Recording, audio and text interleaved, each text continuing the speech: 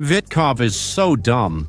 Does he really think he's talking to a representative of Russia and that his conversation isn't being recorded or something?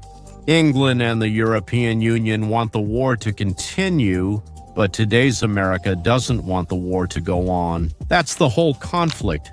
The money was going to Ukraine, Israel, and other places instead of being spent on us. You know, Trump always had the principle of trust but verify. So whether Trump trusts Putin or not, what difference does it make? So the choice isn't between victory and surrender, but between giving up a part and giving up everything. And they call this the Trump plan. It may be very unpleasant for Ukraine and tragic for Ukraine and so on, but it is realistic. Another 10 years of war, another 1.5 to 2 million people will die, another 6 million will flee abroad, and Ukraine will be finished. Today's guest is Leon Weinstein. Leon, welcome. Good afternoon. Thank you.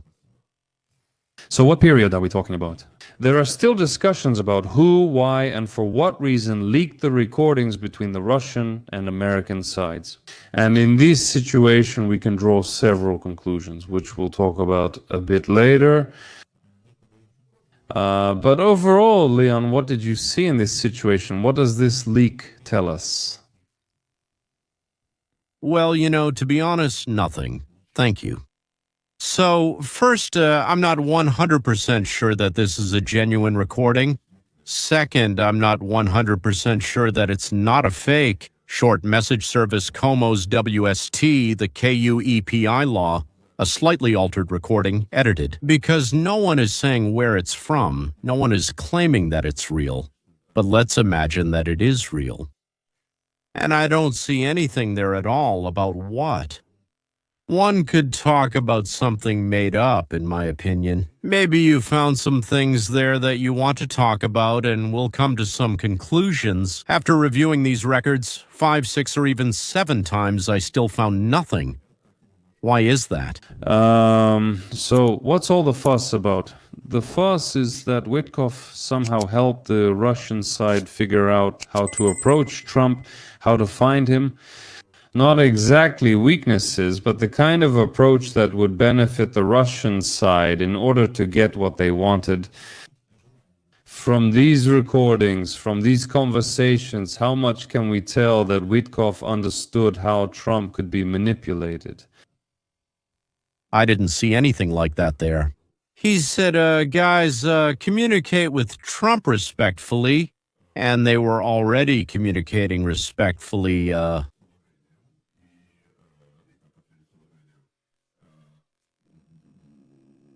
So the way to a man's heart is through flattery. Yeah, well, that's right. Is there anyone who doesn't know that in life? So the way to my heart is through flattery. I'm pretty sure that unless you're Superman, that's the way to your heart too. Honestly, I don't see anything there. I really don't see anything at all.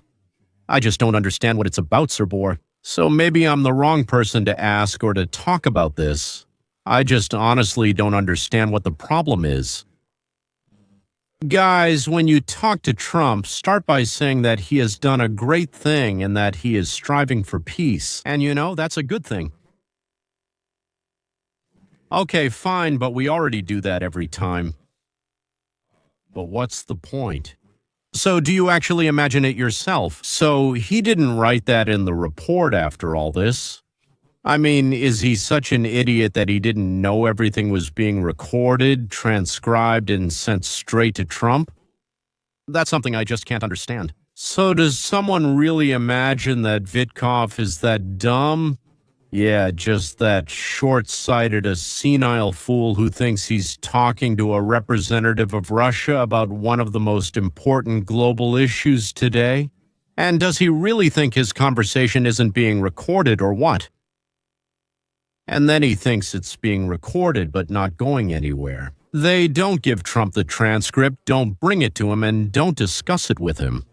I just don't understand that. I understand what you mean. He hid it from Trump and gave the Russians an opportunity to get into Trump's soul. Ciao, sorry. There are many versions. Some say that the leak could have been organized by the Russians themselves to slow down the negotiation process and continue the war. Others say that the leak is beneficial. let's say, to the Hawks. In the United States of America, who want to remove Witkoff and also oppose the Trump plan so that it doesn't work. And they come to a unanimous opinion that whichever option turns out to be true, it is still obvious that the recordings appeared right now at the time when Trump's peace initiatives and his plan are being discussed. And the goal is the same, to delay the negotiations and to hinder Trump. How much can this leak really affect the course of the peace process? It can't affect it at all.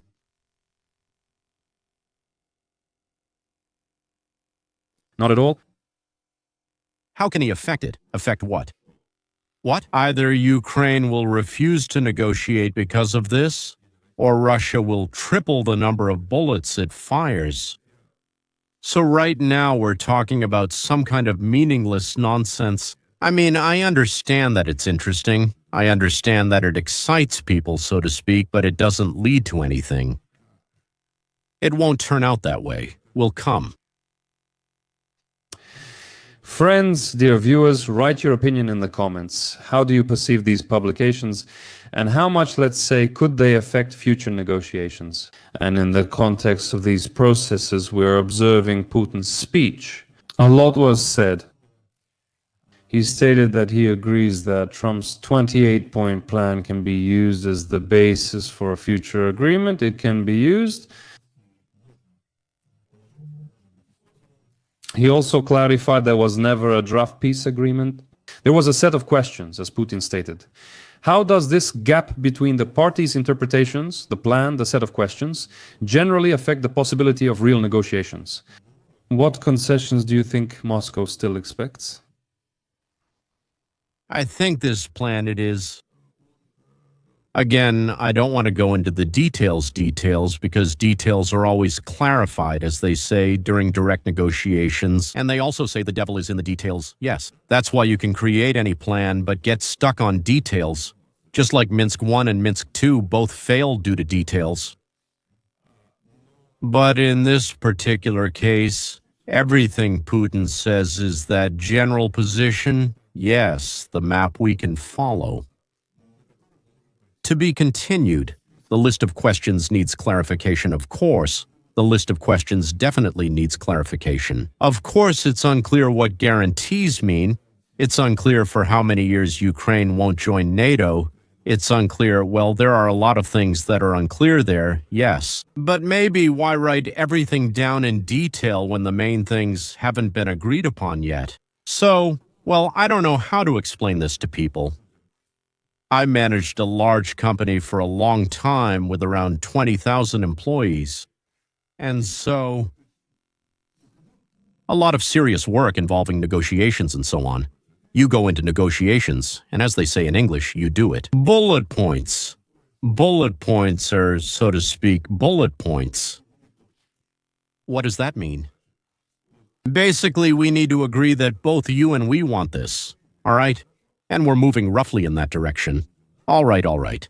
So we're writing down that this is what we want. So is this actually a question, or as Putin says, a statement, or a bullet point, as they say in America? And now, after we've become leaders, I've managed this company, we've reached some kind of agreement with the municipal authorities, or with some higher-ups in the country, or something like that. After that, we hand it over either to our lawyers or to our negotiators. They then turn it into a contract, which comes back to us, the top executives, so that we can discuss it in its final form. What they now call the Trump Project, the Trump Plan.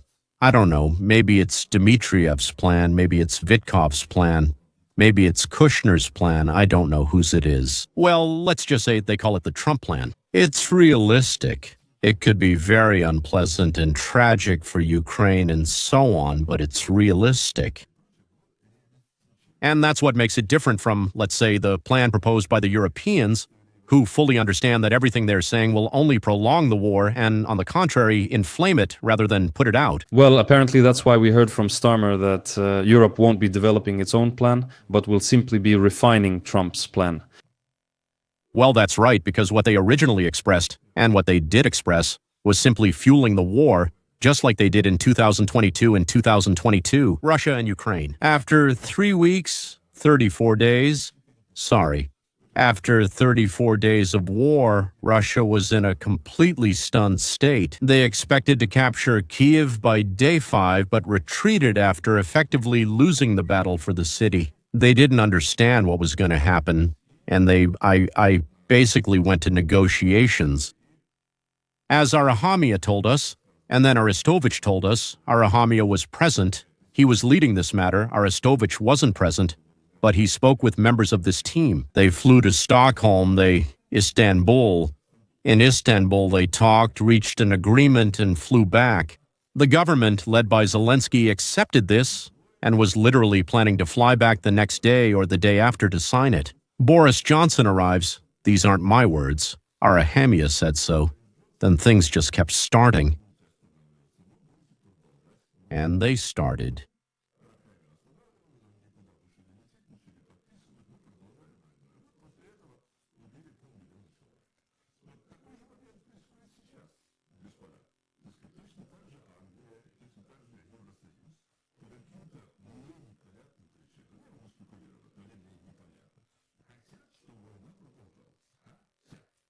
They desire this if people don't know the word want. And today's America doesn't want the war to continue. That's the whole conflict. Subtitles. So, in your opinion, this plan won't undergo any major changes anymore? I don't know, I can't say that. I think Russia simply won't accept a radically changed plan. And we'll just keep going around in circles like this? Another 2-3 years of war.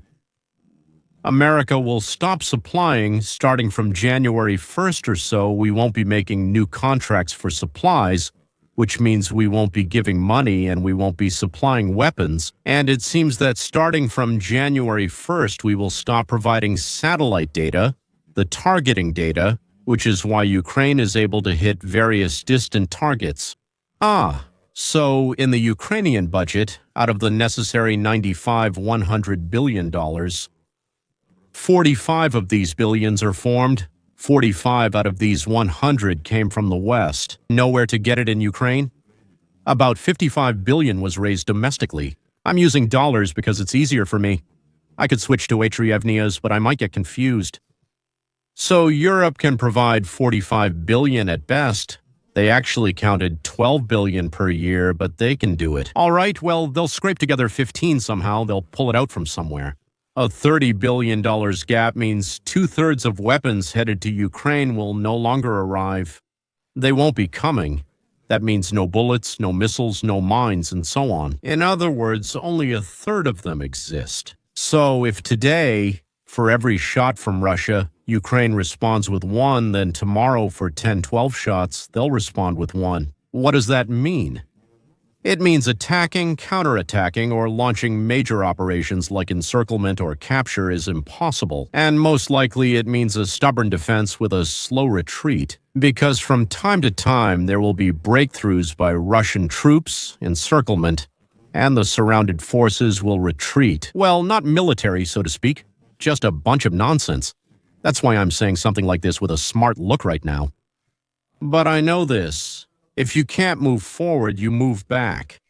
It almost never happens that one side can advance while the other cannot. And Russia easily raises bodies, absolutely unarmed or armed with old rifles, and throws them forward. So Ukraine uses as many bullets, shells, mines, and rockets as possible just to reduce their stock. And that another 30,000, 50,000, or 100,000 will die. That's just how it is. I understand that they also have problems with recruiting people there, but at the very least, they absolutely don't care. Or they take some people from Ukraine, from their own country, so to speak, don't train them at all, throw them into battle, and they die. That's called cannon fodder. But this cannon fodder at some point still kills a certain number of Ukrainians, and, so to speak, some amount of supplies is spent on them. Russia's situation differs from Ukraine's, as the war isn't on Russian territory and things aren't being destroyed there. And Ukraine's problem is that as soon as America switches to the mode that has already been announced by the Vice President of the United States, Vance, we stop spending 80% of our time on international affairs and only 20% on domestic ones. We turn things around. And now 80% of our time, effort, money, and so on we devote to domestic affairs and only 20% to foreign ones. Ukraine is just a small part of that 20%. By the way, the American public also doesn't want to help Israel. Well, not exactly. It's just a little bit better in that sense. More people want to help Israel and Ukraine. There's now an incredibly small number, at least among those who support Trump, make America great again, and so on. So people just didn't go out to vote because there's too much money. And that's their general point of view. The money was going to Ukraine, to Israel, and to other places instead of being spent on us, they said. We have to tighten our belts here so that, Ukraine, which wasn't prepared for war, now we have to bail them out. Why is this being done at my expense? I'm giving you an honest confession about something most people won't tell you, because that's what's written in the local newspapers in the States, which then decide where our government problem goes and presents its efforts. Both Trump and American society will in some way actually be glad. And if, under the current conditions, the war continues, this time will simply be a transition to the European Union. But the main thing is to take this burden of responsibility off yourself. Yes, with one such amendment, I wouldn't call it American society, I would call it that. Those who support President Trump, because for him today, these are the most important people, those who support him. About half the country's population, these people don't want money, effort, attention, and so on were abroad. They wanted to be here. A year has passed since the start of the term, since the start of Trump's term. The number of people who support Trump's policies and actions has either decreased or increased. It has become clear. We have an amazing story. 6 months ago in the Republican Party, those who vote for Trump, 86% supported Trump. The day before yesterday, a poll was conducted. 86% support Trump. Not bad numbers. That's unprecedented. That means Clinton had 79% support, Obama at his peak, Clinton 76%, Obama 79%. So it's the best result since the start of the war in Afghanistan. During Bush's time, when people were enthusiastic, he had 72% or 74% support. What is happening with Trump has never happened in the last 50, 60 years. Prior to that, we didn't conduct polls. By the way, in the context of the peace plan, according to Axios, the Fakushter plan was revised by Vance and agreed upon with Rubio. That is by a single team, a single administration. And this dispels the myths that there is some kind of internal split within the Trump administration. So how does the presence or absence of a split in the Trump administration change the negotiating position? Well, when there is a split, we immediately, partners and opponents receive different signals, and then they don't know how to react to it, whether to accept it or not, and so on. But when there is a unified opinion, everyone understands that it won't change. It could change if something happens, but this is a certain unified opinion that, so to speak, has been forged within the administration, and you have to take this seriously because in order to change it, again, for the whole team, so to speak, to sit down and change something, or for the boss to say, no, guys, that's not how it works. Let's think differently. I'll say it again. Friends, leave your opinion under this video. We are also interested in your reaction to what Putin said today at the press conference, that Ukrainian troops must leave the territories they occupy and then the fighting will stop. Trump said something similar, that through negotiations or through military action, sooner or later, Ukraine might lose more of its territories.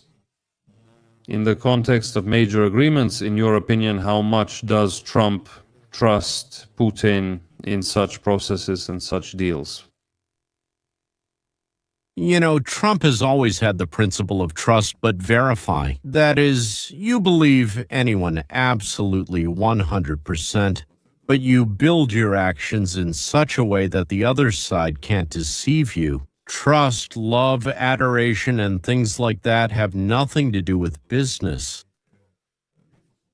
What we're talking about now is also business, maybe not in the way it's understood over there in Ukraine and Russia, but it's exactly the same kind of business. Someone makes decisions, someone might try, if the contract isn't well written, so to speak, to find a legal loophole, and someone might try not to fulfill the terms of the contract. Be prepared for all this beforehand. You know, I remember I came to the Soviet Union for the first time. It was in 1989. You see, it was my first time after being away for 20 years. By that time, well, you know, I had already been involved in politics, so to speak, in Israel. And then in America, I participated and managed various organizations and companies. I had plenty of Western experience, but no Soviet experience. I worked as an administrator at the Len Film Studio and directed plays, so to speak, at the university. And the negotiation experience, so to speak, where it all started for me was first in Israel and then I moved to America. I was invited here for work, signed a contract, and moved. And I remember when I brought my first contract to the Union of Soviet Socialist Republics back when we used to sign them. So in Moscow, there's a park named after Gorky and a church named after Gorky. So they handed it over to me as the head of the company for reconstruction, for renovation. And I brought with me a contract, a standard American contract, 60 pages long. They were completely shocked there because I brought such a strict contract. I said, "Why do you think it's strict? If it says if you do this, then this will happen." They don't understand how to sign a contract that doesn't have any loopholes you could slip through. That's the difference with Americans who have had this for 200 years. It's already in their blood that when a contract is signed, it takes into account even the smallest details. If you choose to do it this way or that, what will the response be? This is all planned ahead. So, whether Trump trusts Putin or not, what difference does it make? Well, it seems to me that in big geopolitics, when the future of a great country is being decided, it matters a lot. So, when Carthage signed agreements with Rome, did they trust each other or something? After the First and Second Punic Wars, did they sign treaties twice? They never trusted each other, even for a moment, as Rome showed. They returned after the Second War with all the signed documents. That guy Natitsi spoke. What's his name? I forgot. Sorry, my mind is somewhere else right now. The general, the one who led the legion, who came from there and said Carthage must be destroyed, Nusian. Since they signed the treaties, and on the day they ratified the treaty, they decided when they would attack Carthage from Rome. Editor. Yes, there's a subtle geopolitical point here, but you mentioned business. Editor Trump is not only a politician, but also a well-known businessman. It seems to me that in any agreement, in any deal, as he says, Dell is looking for a certain benefit. What is the benefit for the United States of America or for Trump himself in the context of a peaceful resolution between Russia and Ukraine? The completely idiotic killing of people, which hinders normal relations between states, escalates tensions, creates blocks, and creates the need to impose some kind of sanctions. In other words, it interferes with what should be happening, namely trade, competition, commerce, and so on, and the improvement of well-being. Instead, there's some kind of plague, so to speak. Rimshin blows something up in prison, someone gets killed, someone hates someone else, and this disrupts normal life. This is our main problem. Why am I asking? Because I'm asking Putin and, in general, the Russian side. They have repeatedly emphasized that international recognition of the decisions is needed, and not from Ukraine, but from key global players. First and foremost, this seems like a message to Trump. Yes, because it's America. And as far as I understand, Russia is trying to take the issue, including the territorial one, beyond the framework of bilateral relations with Kiev and turn it into a global bargaining with Washington. But why bargaining? What kind of bargaining? They just say, guys, if we're making a deal, let's all agree not just one part of you. You're egging Ukraine on to fight me, so why don't you say something too? Put your signature on it. I'm not saying that Putin is good and everyone else is bad. You're saying real things right now, so I'm giving you a real answer. Russia says, me, us. Look. Subtitle editor. Remember Minsk 1 and Minsk 2? Yes, of course. Minsk 1 was in 2014 after Ilovaisk, and Minsk 2 was in 2015 after Debaltseve. So both times Russia wanted the same thing. Absolutely the same thing. They wanted and agreed to an immediate ceasefire. They wanted amnesty for everyone, and their main proposal was the decentralization of Ukraine, turning it from a unitary state into a federal state. Why did they need that? So that those 2, 3, or 4, I don't know how many, regions populated by Russian-speaking people would have their say in deciding some federal common issues. In other words, they wanted Ukraine to turn into something similar to the United States of America. I don't see anything wrong with that. I get Ukraine found it offensive, but it doesn't matter to me. If they didn't want it, that's their choice. Here are the demands in Russia. So now why didn't it happen the first time? Ukraine said to leave its territory first, then reforms will follow. Russia replied that reforms must come first, then they will leave Ukraine. A year went by, but they kept fighting and never calmed down. There was Minsk 2. What was Minsk 2 about? Immediate ceasefire, amnesty, decentralization of the country, meaning a federal government instead of a unitary one. Ukraine insisted, you leave first, then we'll act. While Russia replied, no, you act first, then we'll leave. So Russia said that Ukraine should not join NATO, Ukraine should be decentralized, and Ukraine should have no more than a certain number of troops. And today we know what that number is. It's 600,000. 600,000, and so to speak, everyone agrees with this number. Last time we talked, you said there were all sorts of numbers going around like 150.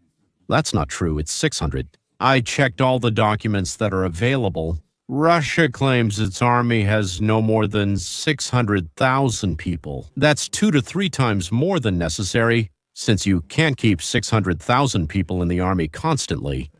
So who, will live, work in the country, and support them financially? Who will it be? America again and Europe again? Well, let's not do that anymore. It's clear that we've moved past that. So, in total, the agreements were disrupted 3 times. The third time they met in Istanbul, already in 2022. 34 days passed after that. On the 33rd day, Russia suggested, so to speak, to sit down for peace talks. On the 34th day, they met. Arahami flew there with some others. That's how it was. They sat down and agreed, we are all ceasing fire. So, amnesty for all those who support the decentralization of Ukraine, an immediate cessation, so to speak, of military actions right now. And Rakam has said, I must. We have already signed twice, and twice it has already, so to speak, fallen through. Let's make it right the third time. Let's do it. We shook hands, or maybe we didn't, since the war had already started. He flew back for consultations, talked with the Committee of Ministers. Now this is confirmed by another person. Not Rakami, now it's Alexei Arestovich. Yes, Arestovich. Honestly, I don't always believe everything Arestovich says. That's putting it mildly, I must say. He says he didn't hear this himself, but spoke with 2 people who were in the consultations. So when it's confirmed about Reham, I suspect that's the case. Now, what he's saying is, so everyone decided we're flying. They let us talk to the Russian. We all sign, everything is great. The day after tomorrow we meet. Tomorrow Boris Johnson arrives and says we don't sign anything, we keep fighting.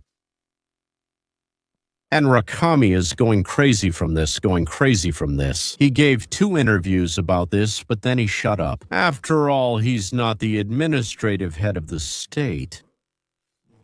Arestovich, he has his own emotions about this. He thinks he's better than Zelensky. And he's better than Zelensky, worse. As they say in Georgia, I'm better than you're worse. That's why he always emphasizes this, so we may or may not quote everything else. He's a very smart person. I don't think he's good, but he's not stupid. And of course, he'll lie right away. He gets caught 5 minutes later. lies to your face, then changes his story.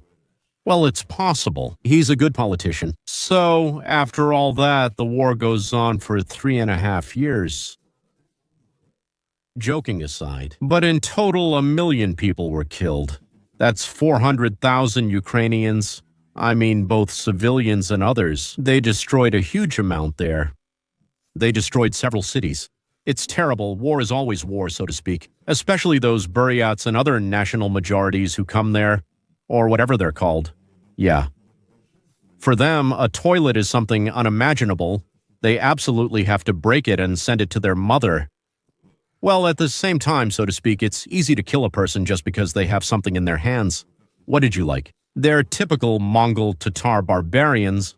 I'm not talking about Buryats specifically.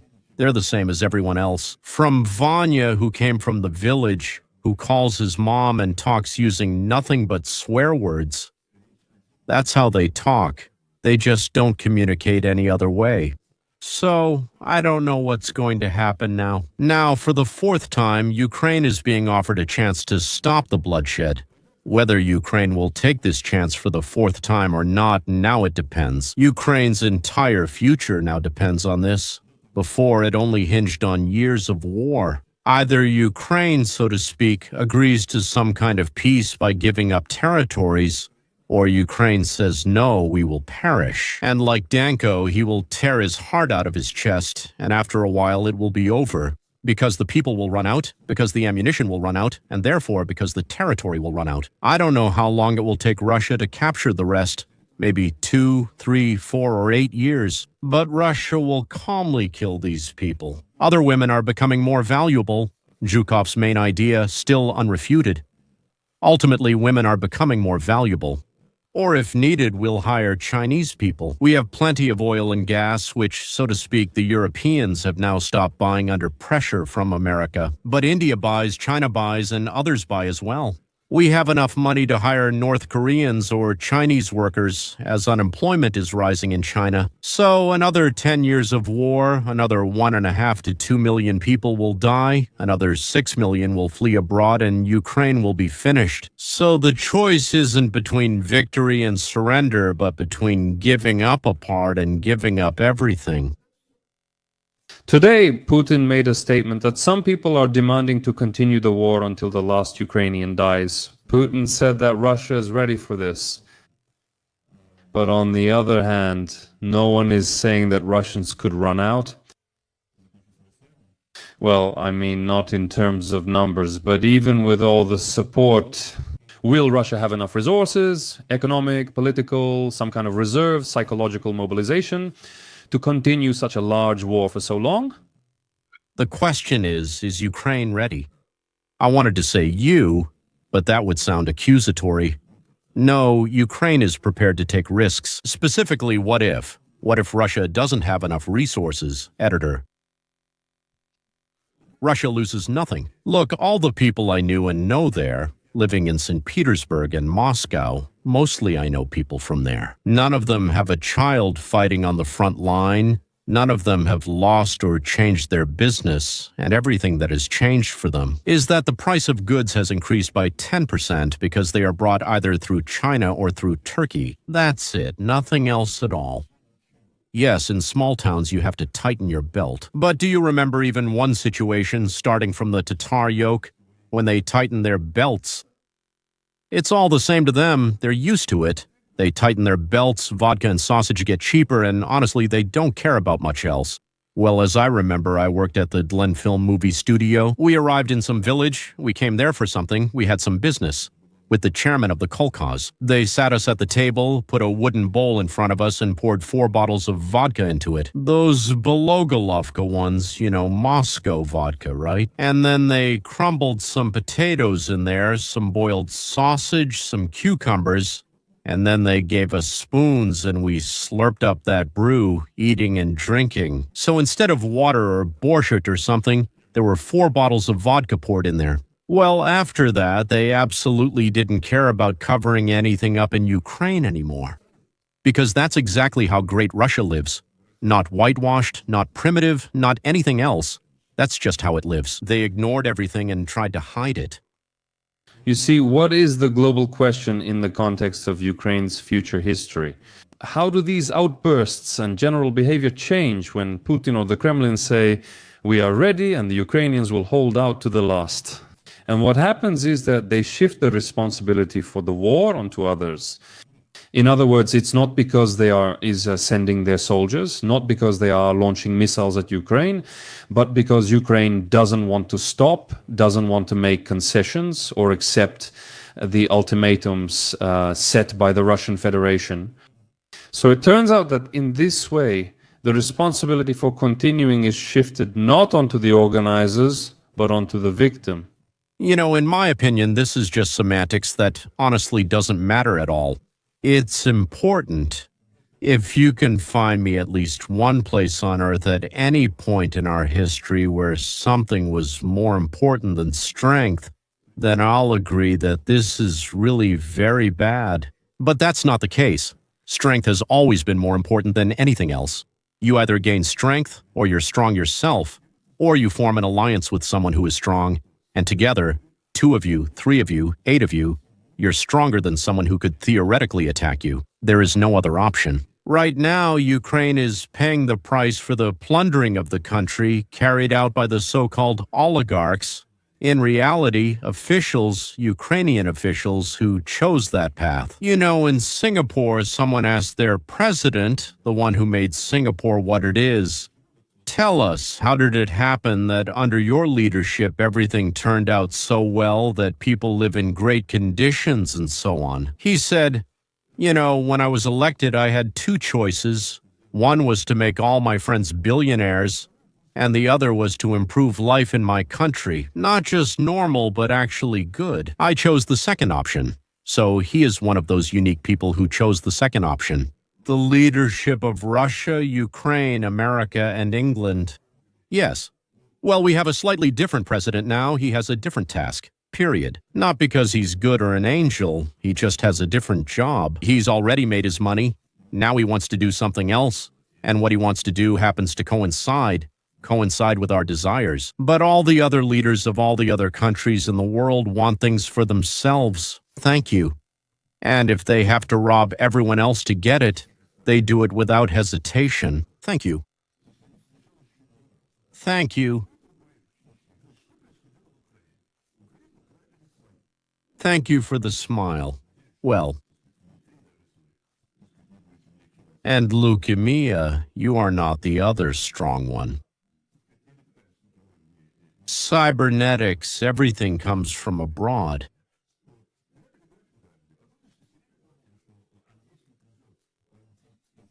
Then it will be even worse for you. It will get even worse. From my point of view, a bandit is a bandit, whether he's ours or from abroad. By the way, have we ever talked before? I asked a question. So what? Has any country ever gotten better after they gained independence? Only one country in the world, America. All the other countries lost at that moment because they didn't have what's called primary capital. Primary capital is here, secondary capital is money. And so they didn't have the knowledge. Over there in South Africa, they kicked out, who was it? Belgians. No, not Belgians, the Boers, the Dutch. So they kicked out the Dutch. And so what? So many years have passed, 70 years since then, and every day it's getting worse and worse and worse and worse. Who can guarantee that for you? Our own bandits came, but they turned out to be stupid. You can be a smart or a stupid bandit. I knew Lushkov, that's the mayor of Moscow, and Sobchak, that's the mayor of St. Petersburg. Both of them were thieves, but Lushkov was a smart thief, and Sobchak was a stupid thief. When Lushkov stole, he would say to the person who gave him a bribe, besides the bribe, you also have to build a kindergarten, okay? And in Moscow, kindergartens started being built, roads were being paved, and something else. And it became clear. Like our mayor, yes, everyone understood that he was stealing, everyone understood, but as a mayor, he took care of us. And Sobchak, not being a producer, he just took. Nothing happened there. He was just a bad mayor, and that's the main difference. Yeah, a good thief, a bad thief, those were the thieves we had. Saakashvili came. Yeah, he has his own, so to speak. Well, there's a disclaimer, as they say. Yeah, we were pretty close with, so to speak, with him and, well, with all the people we were with. What I mean is, my wife is Georgian and generally connected to people who worked with Saakashvili. So subtitles, not all the methods, so to speak. We, well, let's say supported him there, yes, but he came to Ukraine already with awareness and understanding of what to do, and the first thing the local bandits did was eat him. Yeah, well, they ate him, just like that. Ate him so that, God forbid, he wouldn't bite anyone there. Although what he was offering was clearly good for Odessa and for the whole country. Well, it was clearly good, especially since he was someone who had already learned how to do this based on the experience of another country. For some reason, their bandits are better. I don't know and don't care. You know, Ukrainian bandits have Russian last names, Tatar last names, Armenian last names, Jewish last names. Russian bandits have Ukrainian last names, Tatar last names, Jewish last names, so I don't see any difference. They're exactly the same, the very same ones. Another thing is, well, I understand you don't want to be taken over. But if there was already Minsk 1, Minsk 2, Istanbul, and now there's Trump's plan so to do the same thing for the fourth time and put your whole people at risk, that's just beyond scoundrel behavior. To be continued. Friends, write your opinion in the comments. I'll say it again. Stay with us. And we wish everyone an interesting and good day. See you next time. Leon Weinstein was the guest on this program. Leon, thank you very much for the conversation. And see you next time as well. Goodbye.